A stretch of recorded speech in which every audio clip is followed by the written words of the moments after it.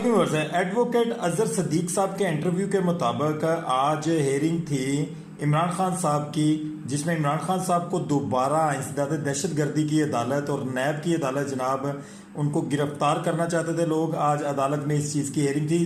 दिन 2 बजे ये हेयरिंग स्टार्ट होती है और रात 10 बजे तक ये हेयरिंग रहती है और 10 बजे के बाद बगैर किसी फैसले के ये मुलतवी कर दी जाती है।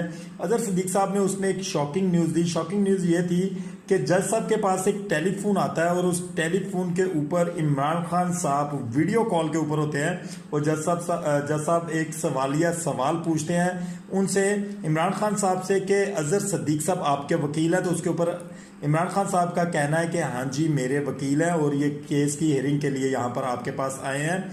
इमरान खान साहब की एक जज के साथ वीडियो कॉल किसने करवाई, कैसे हुई और ये कैसे मुमकिन है कि इमरान खान साहब तक जो एक वीडियो कॉल का मोबाइल फ़ोन